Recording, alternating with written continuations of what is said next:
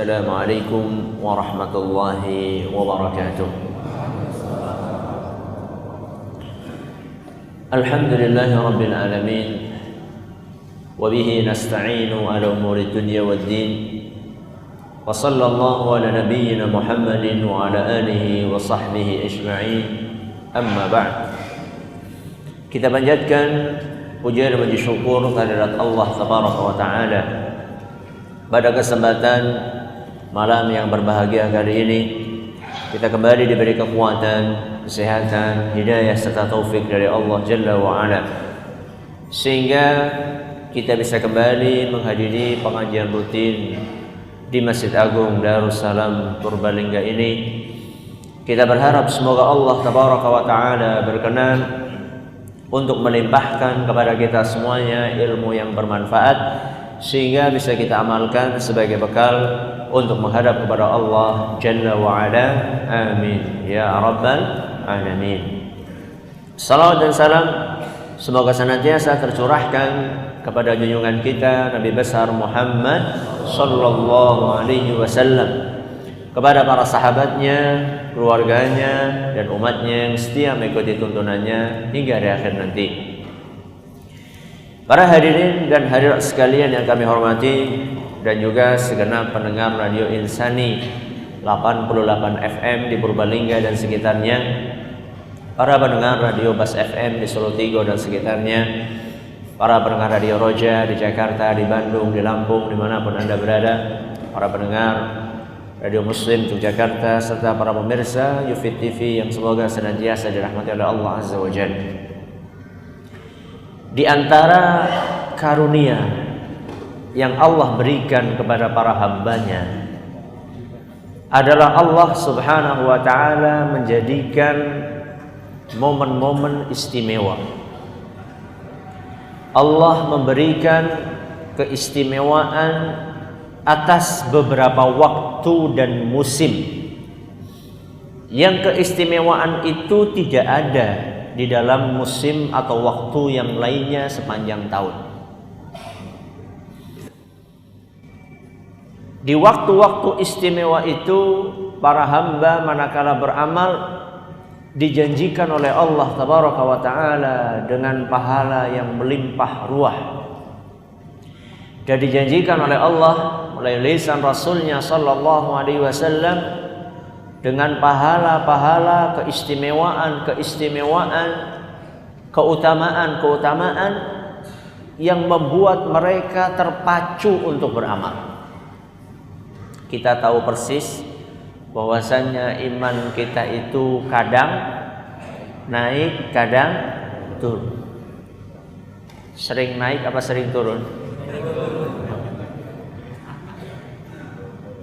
Karena imannya sering turun, maka perlu stimulus. Apa stimulus? Perangsang untuk beramal. Bagaimana caranya supaya kita terpacu untuk beramal? Disitulah Allah Subhanahu wa Ta'ala dengan kasih sayangnya, dengan kemurahannya, Allah memberikan keistimewaan di waktu-waktu khusus. Ada yang harian, ada yang mingguan, ada yang tahunan. Di antara yang harian contohnya adalah sepertiga malam terakhir. Sepertiga malam terakhir itu waktu berbeda, keistimewaannya dengan habis zuhur itu beda. Sepertiga malam terakhir memiliki keistimewaan yang disebutkan oleh Nabi Sallallahu Alaihi Wasallam bahwa Allah Tabaraka wa Ta'ala akan turun ke langit dunia pada waktu tersebut.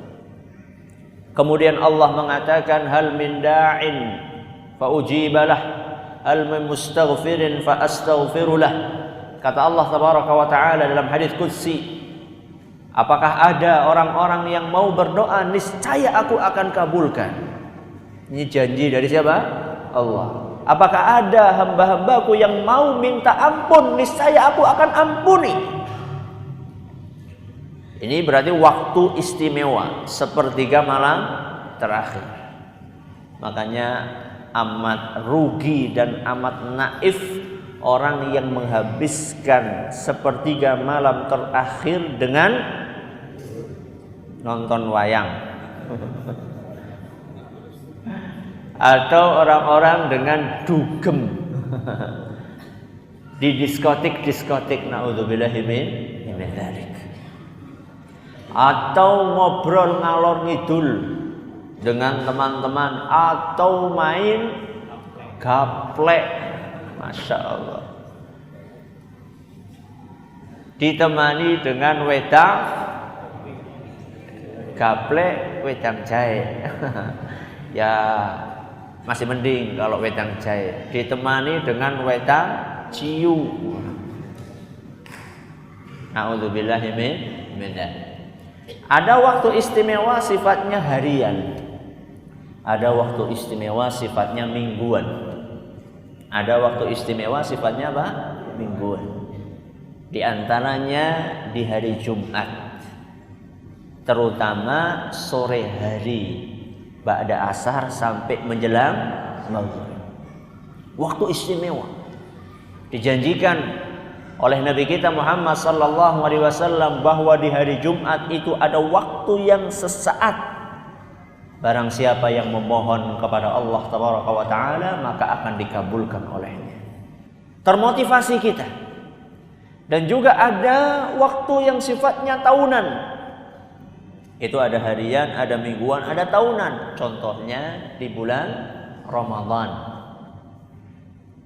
Ada yang 1 tahun sekali di malam Lailatul Qadar, yang Allah sebutkan Lailatul Qadri khairun min alfi syahr. Beribadah di 1 malam itu lebih besar pahalanya dibandingkan orang yang beribadah selama 1000 tahun. 1000 bulan, maaf. 1000 bulan. Istimewa enggak? Istimewa. Sehingga wajar para manusia itu terpacu di bulan Ramadan. Di antara waktu-waktu istimewa yang tidak kalah istimewa dengan bulan Ramadan, akan tetapi masih banyak di antara kaum muslimin yang mengabaikan waktu tersebut, adalah 10 hari awal bulan Dzulhijjah. 10 hari awal bulan Dzulhijjah. Dzulhijjah itu bulan nomor berapa? Nomor terakhir. Bulan 12. Kalau Dzulqa'dah berarti bulan 11. 10 hari bulan Dzulhijjah ini yang sebentar lagi akan kita jumpai, yang sebentar lagi kita akan temui, adalah salah satu waktu-waktu istimewa yang dijanjikan oleh Allah Subhanahu wa taala melalui lisan nabinya sallallahu alaihi wasallam dengan pahala yang istimewa.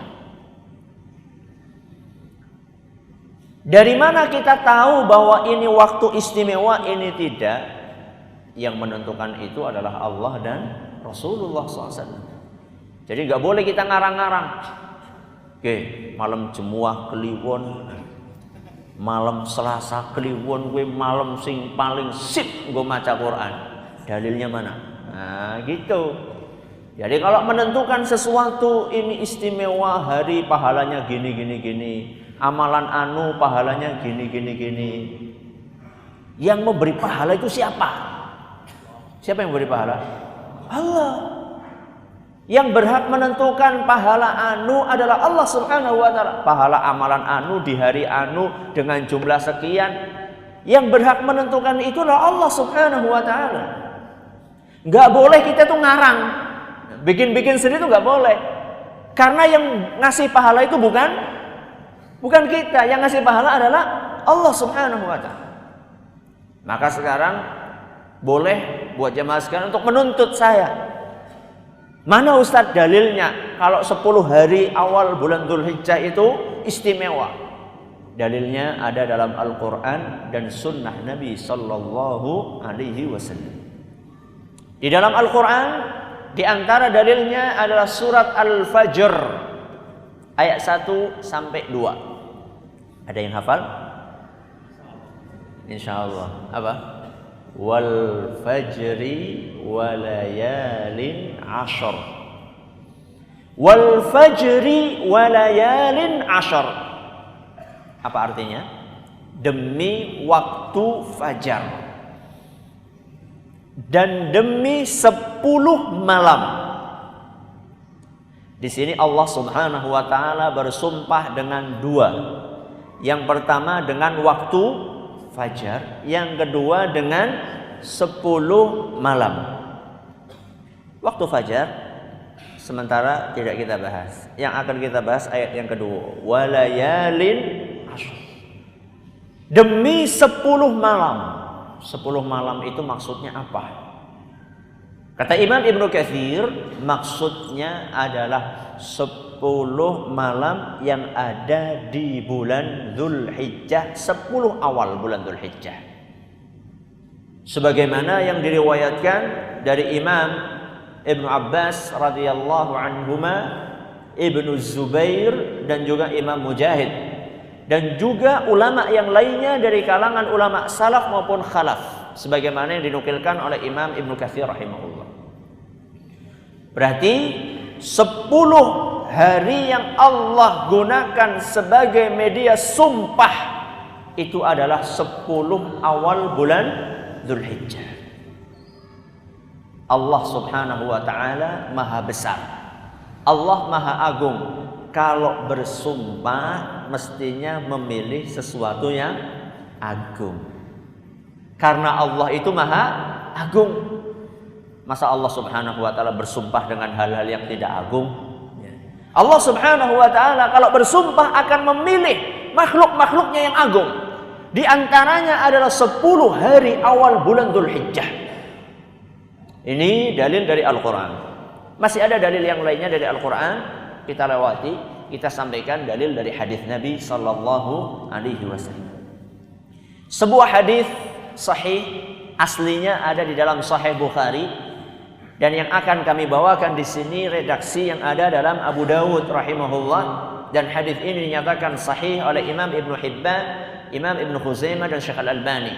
Kata Nabi sallallahu alaihi wasallam, "Ma min ayyamin al-'amalu shalihu fiha ahabbu ila Allah min hadhihi al-ayyam", yakni ayyam al-'ashr.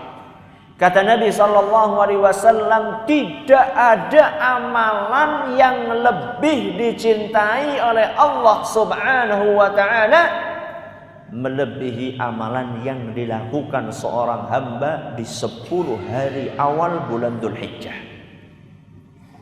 Apa kata Nabi? Tidak ada amalan yang lebih dicintai oleh siapa? Allah. Melebihi amalan yang dilakukan oleh seorang hamba di 10 hari pertama bulan Dzulhijjah. Jadi kalau pengen tahu amalan yang paling dicintai oleh Allah, amalan yang kita lakukan di mana? 10 awal bulan Dzulhijjah. Maka salah seorang sahabat penasaran dan bertanya kepada Nabi SAW, "Ya Rasulullah, walal jihadu fisabilillah?" Masa wahai Rasul, tidak ada yang lebih dicintai Allah, tidak ada yang bisa mengalahkan amalan di 10 awal bulan Dzulhijjah. Sampai pun jihad ya Rasul. Ini orang bertanya tentang apa? Jihad fisabilillah. Jihad itu kata Nabi SAW, dzarwatus sanamil iman, puncak keimanan yang tertinggi. Wahai Rasul, kalau misalnya ada orang berjihad sama orang beramal di 10 awal bulan Dzulhijjah, ditandingkan, dibandingkan antara pahalanya, lebih gede mana wahai Rasul? Ini sahabat tanya kepada Nabi SAW, penasaran, ingin tahu, masa wahai Rasul, gak ada yang lebih dicintai oleh Allah, melebihi kecintaan Allah dibandingkan amal 10 hari awal bulan Dzulhijjah. Bagaimana kalau jihad wahai Rasul? Kalau tanding dengan jihad, lebih besar mana wahai Rasul? Kata Nabi SAW, walal jihadu fisabilillah. Jihad pun lewat, kata Nabi SAW. Jihad pun kalah dengan amalan yang dilakukan di 10 awal bulan Dzulhijjah. Istimewa enggak berarti? Istimewa. Tapi banyak kaum muslimin yang melalaikannya. Kalau masuk Ramadan kan semarak ya. Coba masuk 10 awal bulan Dzulhijjah gimana? Semarak enggak? Semarang, apa nih? Pasar Kewan. 10 awal bulan Dzulhijjah. Sampai jihad pun lewat, kalah. Tapi ada pengecualian kata Nabi SAW. Illa rajulun kharaja bi nafsihi wa malihi falam yarji' min dzalika bisyai'. Kecuali satu kata Nabi SAW. Orang yang pergi berjihad membawa bekal harta dan nyawa. Membawa bekal harta dan nyawa. Pulang tangan kosong. Bukan cuma hartanya, nyawanya sekaligus.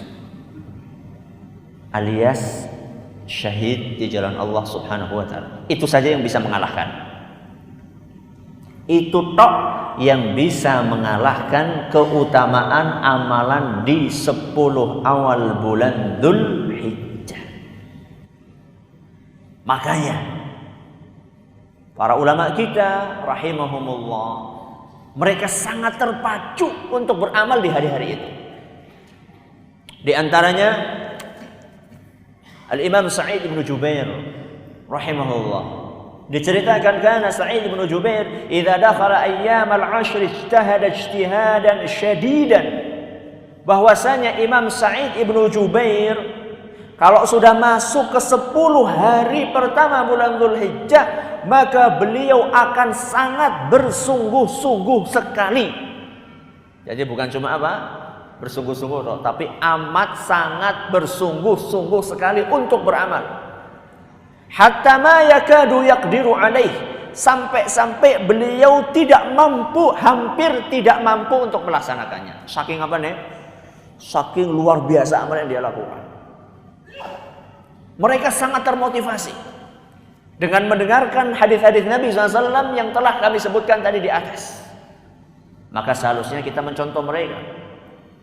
Dan juga sampai-sampai sebagian ulama saking mengutamakan 10 hari bulan Dzulhijjah ini, mau menyampaikan hadis dhaif saja,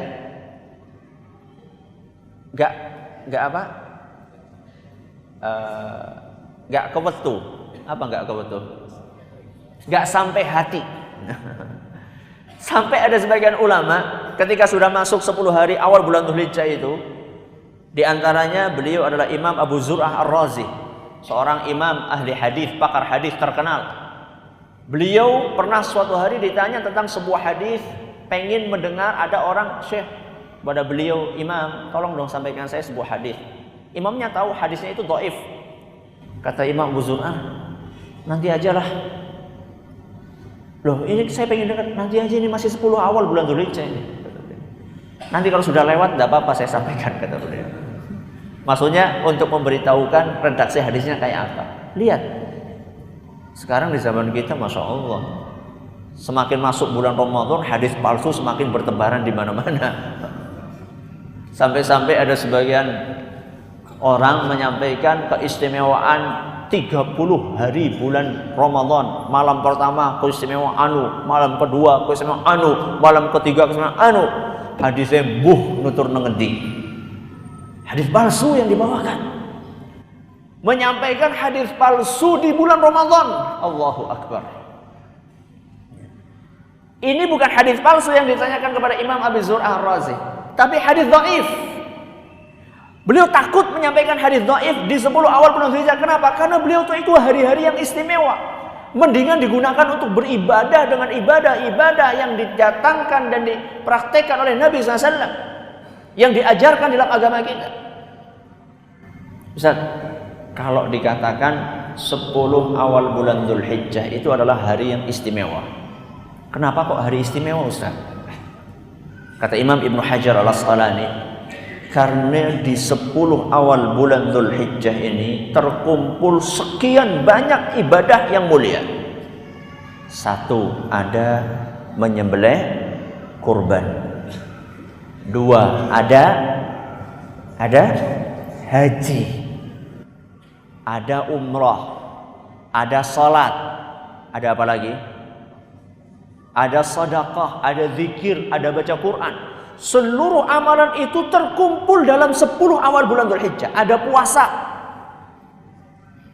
Nah, kalau bulan Ramadan kan ada haji nggak? Nggak ada. Berarti kalau kayak gitu lebih istimewa mana Ustaz?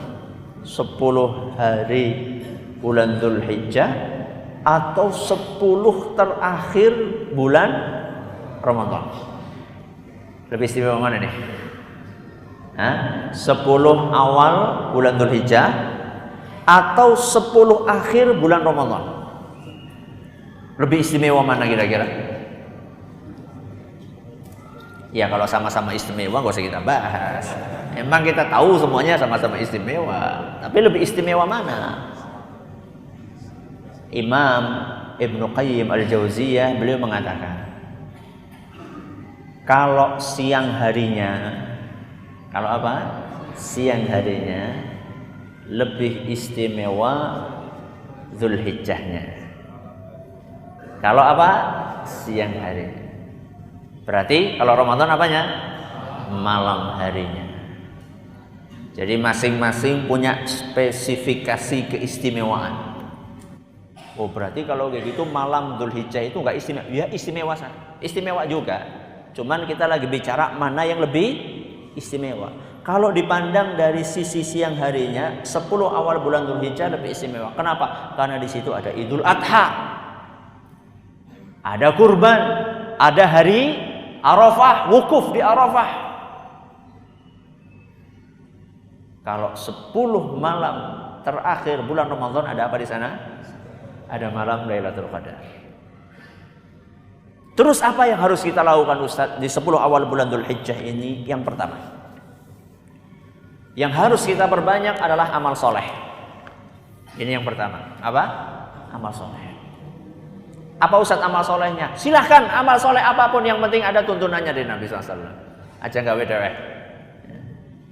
Amal soleh apapun yang ada contohnya dari Nabi SAW, perbanyaklah. Ya baca Quran, ya berzikir, ya kurban nanti ketika tanggal 10, ya puasa, ya sedekah, birrul walidain, amar ma'ruf nahi mungkar, ngaji, mulang ngaji.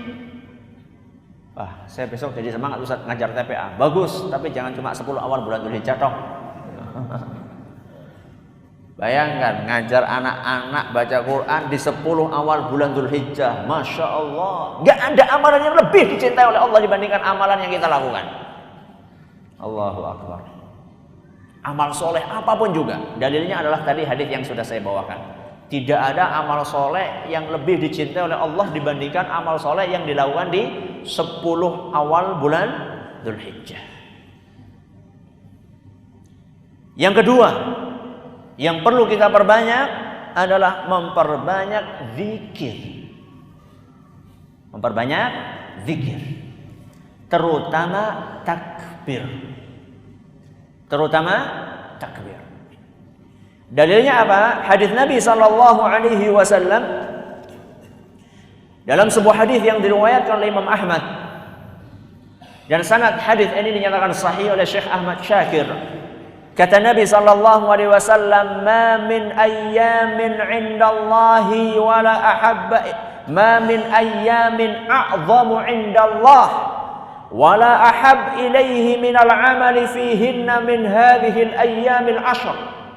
Kata Nabi SAW, tidak ada amalan yang lebih agung di sisi Allah, yang lebih dicintai di mata Allah dibandingkan amalan yang dilakukan di 10 awal bulan Dzulhijjah.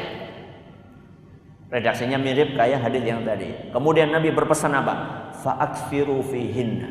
Perbanyaklah di hari-hari itu minat tahlili wat takbiri wat tahmidi. Perbanyaklah mengucapkan takbir. Apa? Allahu Akbar.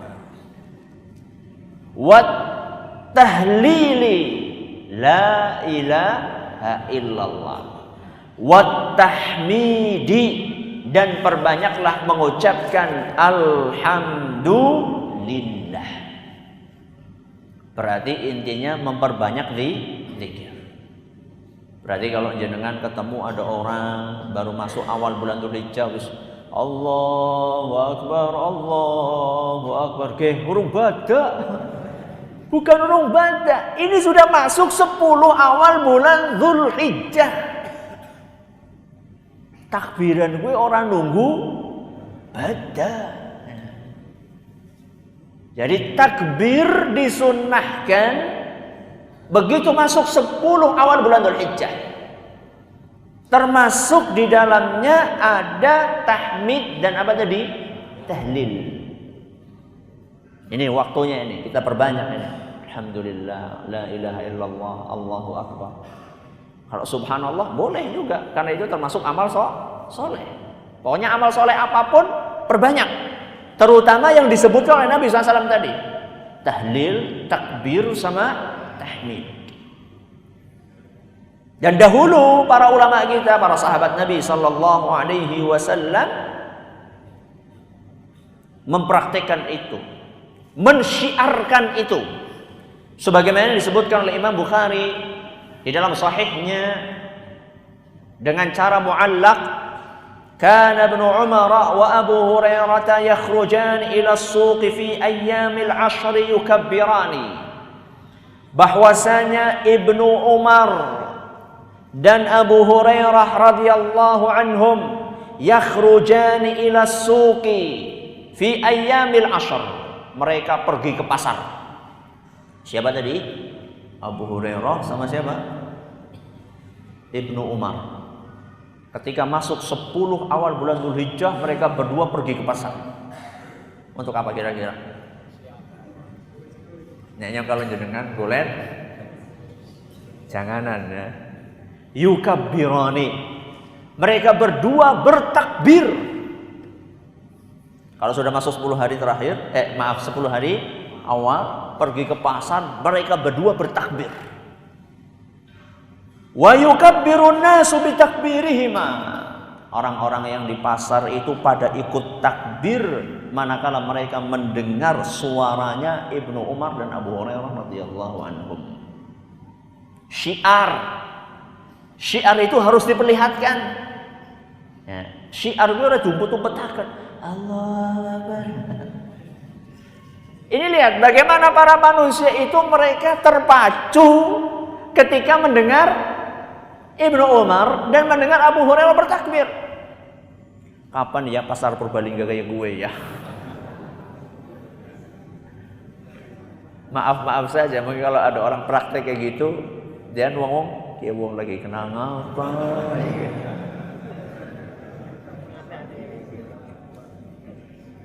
Mas, kecepatan mas, urung mangsane. Subhanallah. Ini termasuk salah satu sunnah, ya, salah satu sunnah Nabi Sallallahu Alaihi Wasallam yang diabaikan oleh para manusia. Sesuatu yang jelas-jelas ada tuntunannya dianggap aneh. Sesuatu yang gak ada tuntunannya dianggap lumrah. Sesuatu yang dianggap sesuatu yang ada tuntunannya, ada jelas-jelas sunnahnya dianggap aneh. Sesuatu yang enggak ada contohnya dari Nabi SAW dianggap lumrah. Itulah orang-orang sebagian manusia di zaman kita ini. Maka ini diantara yang dituntunkan oleh agama kita. Sampai kapan Ustaz takbirnya? Sampai tanggal 13. Sampai tanggal 13 Dzulhijjah asar. Ya, asar itu sudah selesai.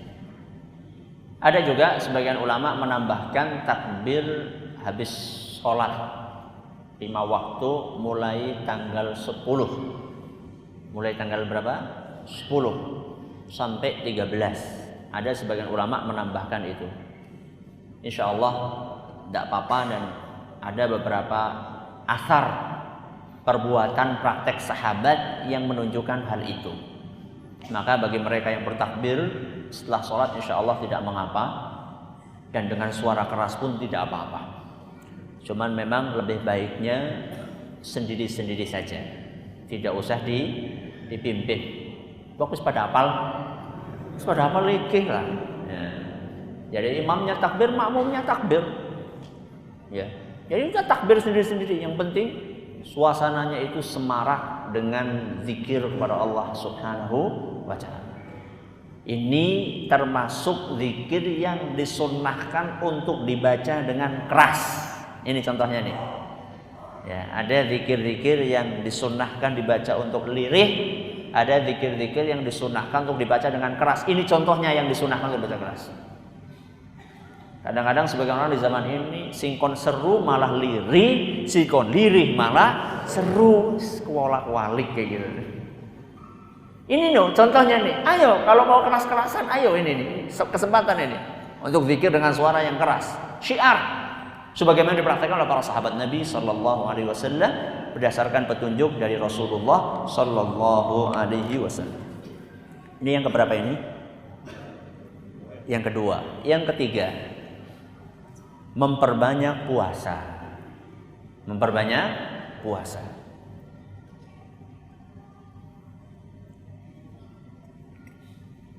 Mengenai zikir tadi, itu kapan saja?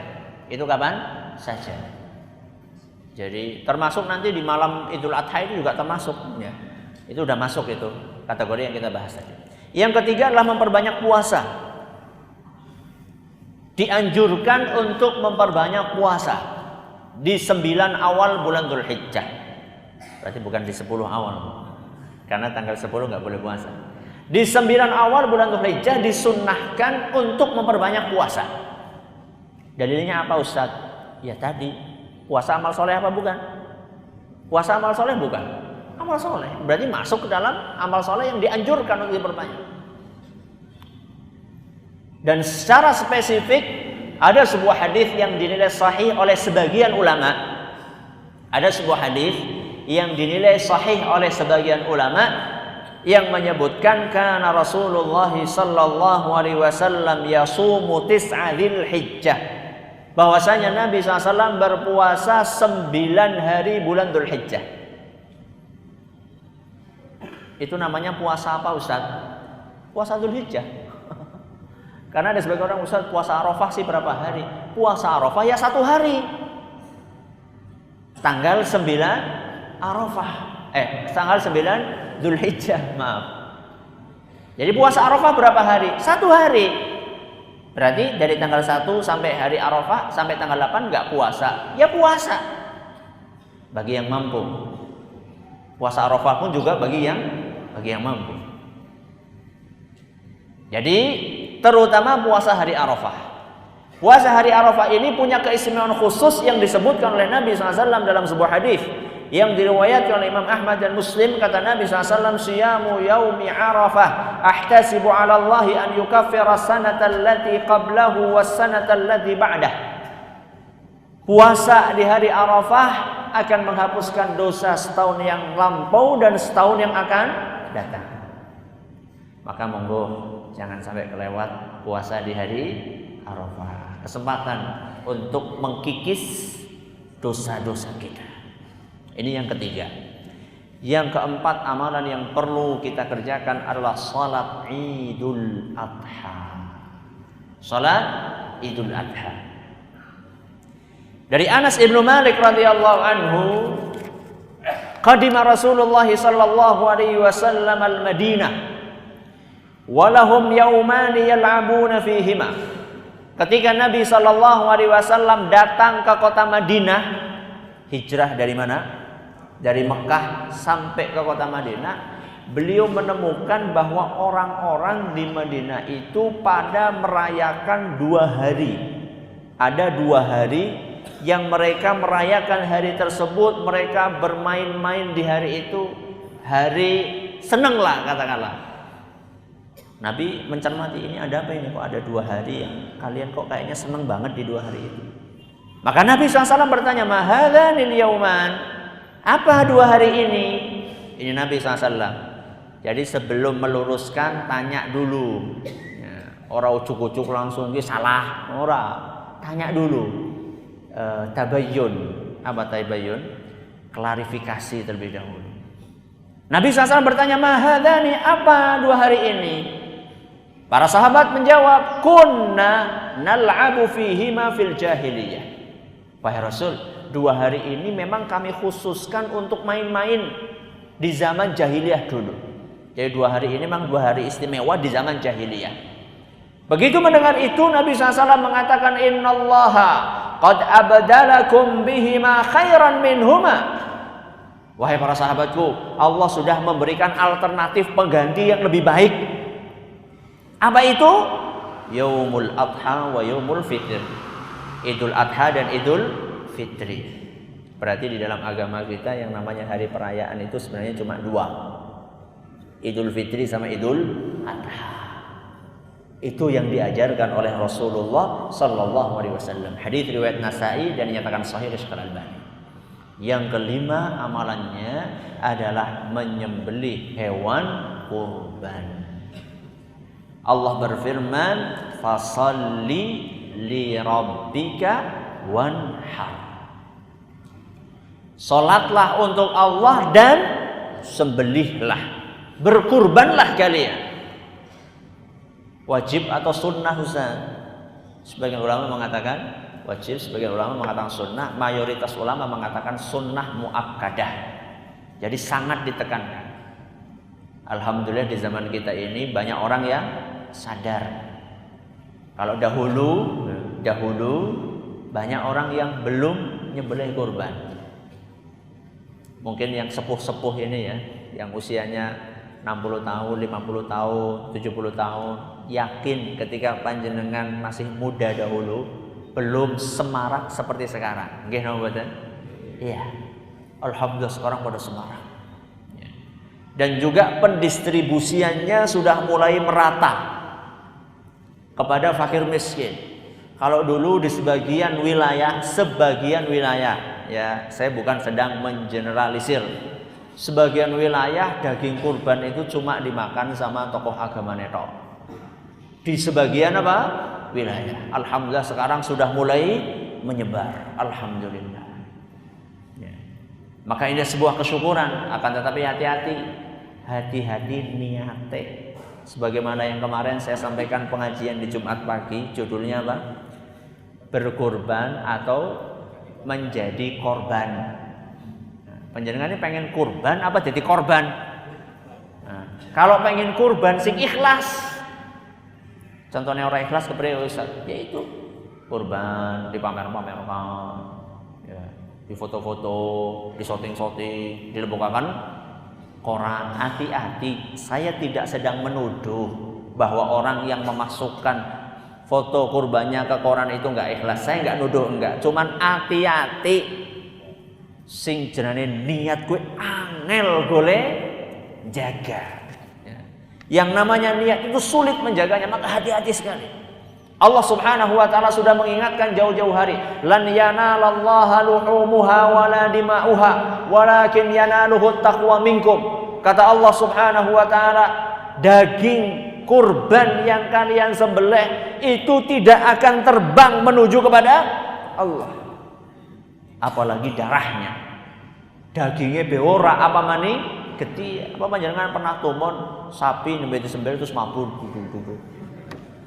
Bukan dagingnya yang sampai kepada Allah, dagingnya aja enggak, apalagi darahnya. Terus yang sampai kepada Allah apa? Walakin yanaluhu taqwa minkum.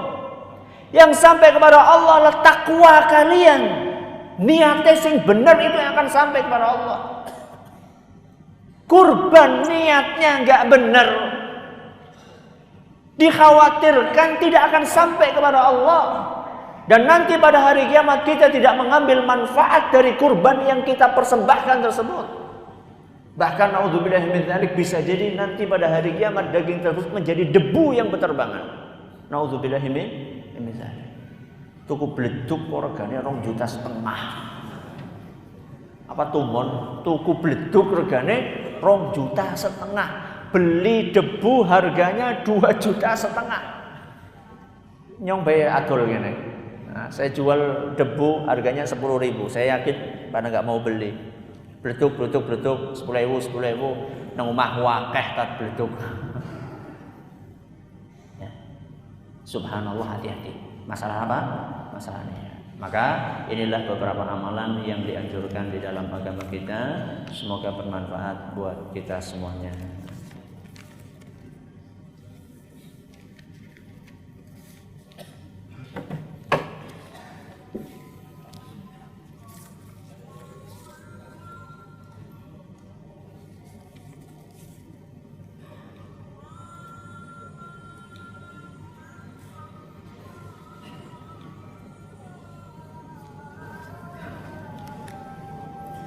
Apakah sah haji seseorang apabila pada tanggal 8 Dzulhijjah tidak tarwiyah ke Mina? Sah insya Allah, karena tarwiyah itu hukumnya sunnah. Kapan puasa Arafahnya? Tunggu saja hasil dari ru'yah yang akan diumumkan oleh pemerintah kita. Ustaz, bagaimana menggabungkan antara niat kurban dan akikah? Apakah diperbolehkan? Menurut sebagian ulama, kalau memang tidak mampu dibolehkan. Kalau tidak mampu, seperti yang kemarin saya sampaikan di pengajian Jumat pagi, bahwa kalau ada orang tidak mampu, satu akikah, satu kurban, apa maning lahirnya anak kembar lanang. Masya Allah. Lahir kembar lanang maning, papat, Masya Allah. Wah, nggak mampu Ustaz. Ya kalau jenengan nggak mampu, menurut sebagian ulama boleh menggabungkan niat antara akikah dengan apa? Dengan kurban.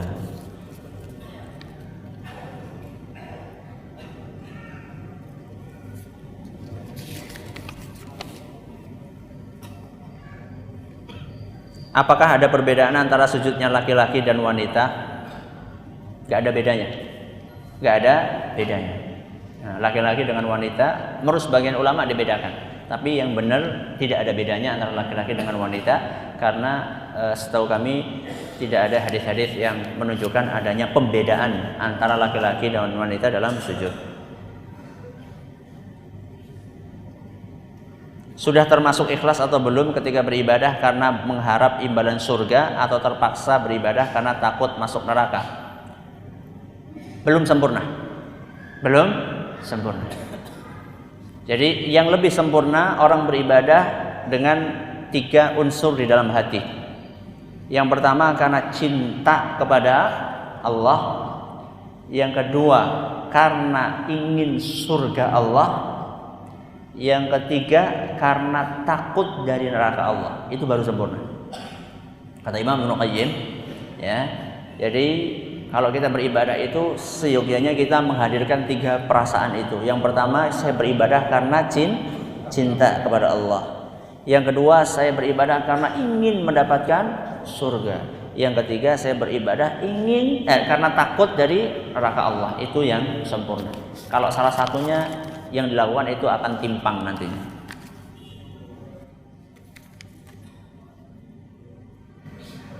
Bagaimana kurban yang disilakan di sekolah? Beratus-ratus siswa membeli 1 ekor sapi. Sedekah. Itu sedekah. Nah, itu sedekah. Karena kurban itu ada aturannya. Ya, 1 kambing 1 orang. Atau sapi ada aturannya, 1 sapi 7 orang. Kalau sampai ratusan ya sedekah itu. Nah, terhitungnya sedekah. Oleh pahala Ustaz, ya pahala sedekah. Dapat pahala sedekah. Nah, mohon maaf, mungkin nanti habis Isya tidak ada tanya jawab karena kondisi yang kurang sehat. Kita coba sampai di sini. Terima kasih atas perhatiannya. Menurut segala kurangnya, kita tutup dengan membaca Subhanakallahumma wa bihamdika asyhadu an la ilaha illa anta astaghfiruka wa atubu ilaik. Wassalamualaikum warahmatullahi wabarakatuh.